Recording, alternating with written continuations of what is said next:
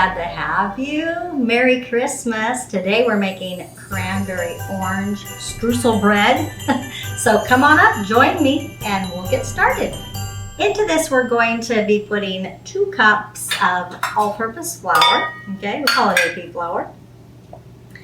And just measure this out nicely using a straight edge. You know, we always want to make sure that we're getting the right quantities, right? Okay, so this just goes right in here like yay, okay? And then one more here. There we go. Okay, and then 2 more goes in there, like so. And then after that, we're going to be putting in our leavening agent, which is 1/2 teaspoon of baking soda. Remember that the difference between baking soda and baking powder is that baking soda actually causes spread, soda, SS, and then baking powder causes puffiness, so it to rise further up. So just so that you know that tidbit of information, because people always ask me that all the time, you know. So, so 1/2 teaspoon of baking soda goes in here. Whoops, I'm sorry. 1 teaspoon. So this bread needs a lot, okay?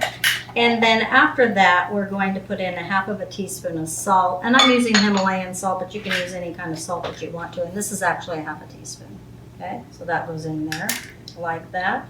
And then after that, we're just going to kind of mix this together using a fork, okay? And this is our dry ingredient bowl here. And then we're going to put a well right in the center, and then put all of our liquid ingredients in there, okay? So, the next thing that goes in there is going to be 1 large egg. So crack that, put it right into the well here. Chuck that over there. And then after that, 1/2 cup of brown sugar. So here's my brown sugar right here, and I'm just gonna measure it out. Remember when you measure brown sugar, you have to pack it in. Because it's just kind of one of those products that you have to do that with. Otherwise, it has too much aeration in it, and you can get varying quantities based upon that. And if you really want to measure things super accurately, you use a weight scale, okay? So 1/2 cup of brown sugar goes in there, okay? And then the next thing that we're going to be using, let's put the brown sugar back out here, is 1 cup of buttermilk, okay, that goes right in here as well. Okay, and this goes over here. And then we're also going to put in there 1/3 cup of vegetable oil. I'm using canola oil. It works really well. There we go. I like it because it's a little bit more healthy for you than vegetable oil.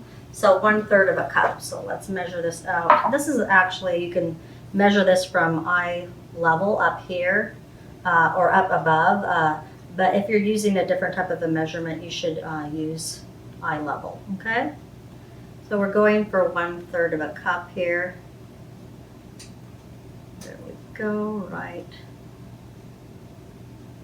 there. Make sure that it's accurate, yep, there we go.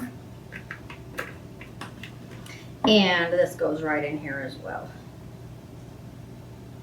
We're going to put in a teaspoon of vanilla. Yeah, the real thing. You need to use the real McCoy, we call it. So this is made out of alcohol and vanilla beans soaked. And so it's awesome flavoring. Okay, the imitation stuff it'll suffice, but it is better to use the real stuff. And then the last thing that goes in there is going to be some of this orange zest, okay? So I'm using a grater here. I'm trying to get a teaspoon of orange zest, so you're just gonna kind of grate this as much as you possibly can here, using as much as the orange peel as you can here. And I'm just kind of collecting it on this plate here, and then I'll kind of scoop it up and measure it out here. All right, we're almost there. Kind of gets stuck on the back as well, so This actually gives it a really nice orange flavor. The zest actually has better flavor, stronger flavor than the actual juice of the orange does. So, you know, people ask me like, why would you use that? It kind of has a little bit of a bitter flavor to it, especially if you get into the pith of it. So you don't want to do that. So here we go. Let's put all of our orange zest in here. Get it off of my fingers here and put this right in here like so. There we go. And I'm just going to grab a knife here and I'm going to cut into the orange here. And we're going to use a little bit of this orange juice, okay? Oh, wow, look at that orange. Ooh, that is a juicy orange. So just going to squeeze this out here into this bowl, or this prep bowl. So we're going to use 2 tablespoons of orange juice. We're going to use some in the glaze and then some in the bread. So just keep squeezing. There we go. You can use a squeezer, a citrus squeezer if you want to. If you have one. I don't have an orange zest one. I just have a lime and a lemon one, you know, so there we go. All right, so we're done with that. Woohoo! And wash my hands off one more time. All right, so 2 tablespoons of this juice goes in here. So 1 here and 2. Okay. So then after that, we're going to wipe off my hands again. And we're just gonna mix this together into a bread batter here. Oh man, it's looking good. Can you guys see that? Come on closer and we'll take a look. So this is the consistency. It's kind of like muffin batter is what it's like here. Put your egg in there and all of your ingredients. There we go. Okay, we are going to make the streusel next, but we need to add in our flavorings and our nutrition, okay? So we're gonna put 1 cup of cranberries right in there, okay? And we're also gonna put a 1/2 cup of chopped walnuts, or 2/3 of a cup of chopped walnuts go right in there as well, okay? And then just take a rubber scraper and we're just gonna fold these in. So go up over the top, up over the top, up over the top, and up over the top, up over the top. So this is like a gentle procedure called folding in. That doesn't break things up, you know, it doesn't break up the cranberries, cause them to, you know, bleed all over. Okay, we don't want to do that. Okay. Okay, so then after this is all mixed in here, okay, we got to get this mixed in here pretty well. We're going to, this is a loaf pan, and you need to put some parchment paper in it, otherwise it doesn't work. So we're just going to put all of this batter right into this loaf pan, like so, and then kind of level it out here. Okay, this goes right over here. This one, I gotta wipe my hands off here quick. Alrighty. And then just take your rubber scraper and pat this down a bit so that it's even here.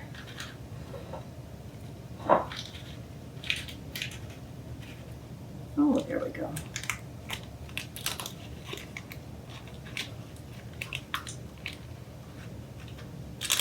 There we go.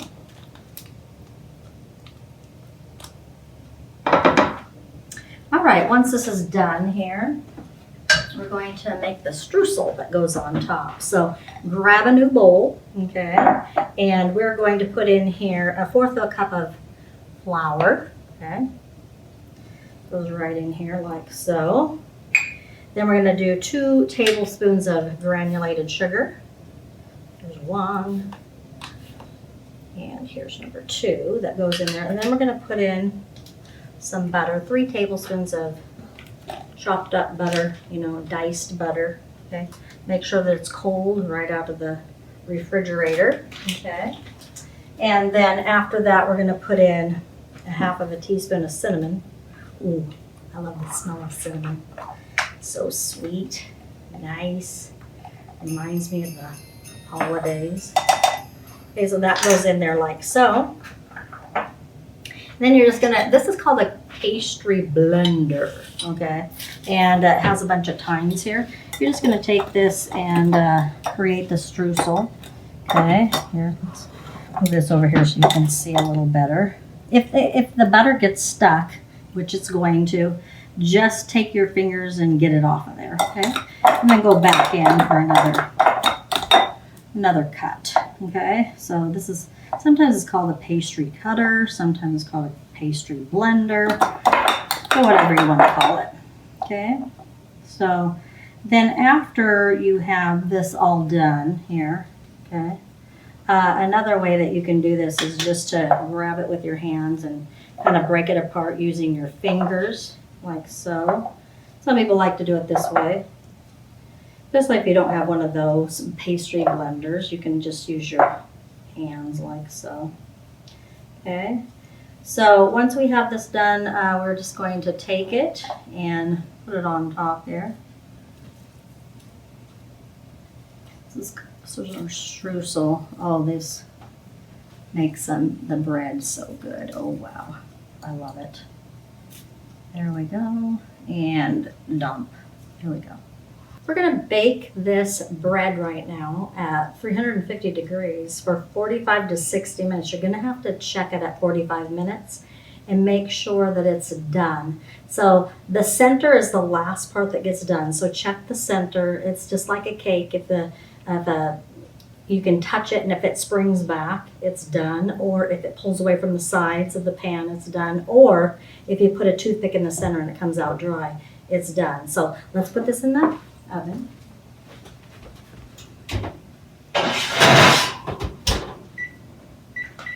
.45 start. And we have to make our glaze next. Woohoo! And so I put 1 cup of powdered sugar in here. And then I'm going to, remember that orange juice that we reserved? Here it is. It's going to go in this glaze. So here we go. We'll just put 2 tablespoons of orange juice in here. There we go. Oops, put the whole thing in there, right? We have to put more liquid in here, or more powdered sugar, that's fine.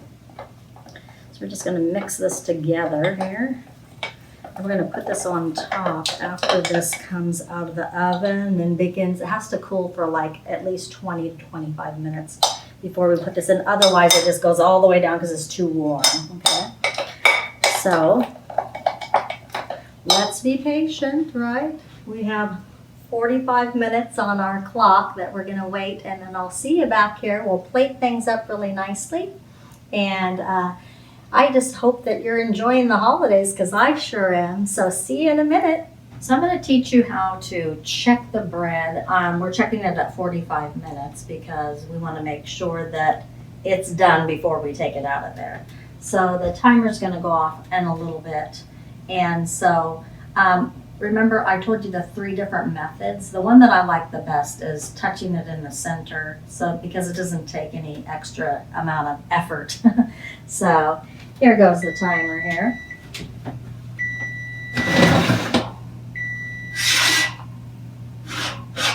Okay, so come on over here and let's take a look together. I've been in there for 45 minutes. Woo! So let's touch it here. So it is springing back here, you know, so that means that the bread is actually done. So we're going to turn this off here. And I'm gonna let this cool for about 30 minutes and then we're gonna put the orange glaze on there. We're gonna take this out of here now. And it is cooled down enough, you know, to remove the trivet here. And we gotta take this out of here. So that's why I use parchment paper, so that we could take this out of here. Ooh, boom! Yay! It worked. It worked last time too. So, so you're just going to kind of pull this down now, this paper here. And we're going to now drizzle on this orange glaze here that we made, remember? Yep, so just kind of drizzle it on here like so. And, oh, I'm telling you, this is heaven on earth, right? And you have to make sure that like every little spot on the top is covered, and then it kind of drains down the side, you know, and that's what we want it to do. So just keep going on this glaze here until we've used up every little drop, okay? And we're almost there.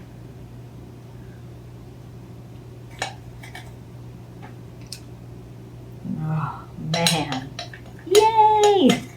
I'm looking forward to having some of this. So we're gonna kind of let this cool down for about a half an hour more actually, and then we'll cut it up and put it on our plate and make it look really nice. And I'm gonna have some hot chocolate with this, so I'll see you in a few seconds. Well, it's my favorite time in the video, of course, when we dish this up and present it to our guests. So follow along with me. Keep this paper, this parchment paper, underneath here so that it doesn't create a mess. And then you're just going to take a serrated knife here and cut into the bread like so. Come over here and look at the bread here. Ooh. There's 3 pieces there. Let's do one more here. Ooh, there we go. Oh, wow, look at that bread. Oh, my goodness, it looks so good. And let's do one more here. Gosh, it's still even a little bit warm, and it's been sitting here for quite some time. Look at that. Yay. Okay, so I guess what I'm going to do is, there's a little bit extra here, it looks like. But let me go ahead and set this aside and then I'll try this, okay? All right, so it's time. Let's get this tray right over here. And you can see this. If you just take one little bite here, I'll tell you what it tastes like. And then I also want to make some hot cocoa to go along with this, so.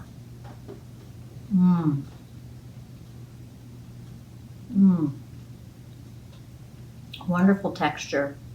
The texture is brownish color in here because of the brown sugar, but the cranberries give a great little sour punch, and then the texture of the nuts gives it a crunchy flavor, and the sweetness of the glaze. I am not gonna lie, I actually put a double batch of the orange glaze on these, so if you want to do that too, feel free to do that. Let's have a little bit of cocoa with this too. So, oh, this is hot boiling water here. Ooh. Ooh. Perfect time for a little bit of hot cocoa. I put a little bit of eggnog in here, eggnog powder in here too, because I wanted to have the combination of the flavors together. It sounded pretty good to me. Let's put this in here too.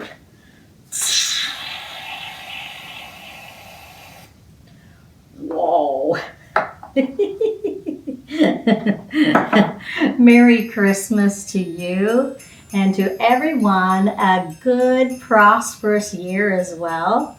Come back, subscribe, and hit the bell and give it a thumbs up. And I'll see you next week where I'm going to be making pumpkin rolls, and you're gonna love that. Cheers. Bye-bye.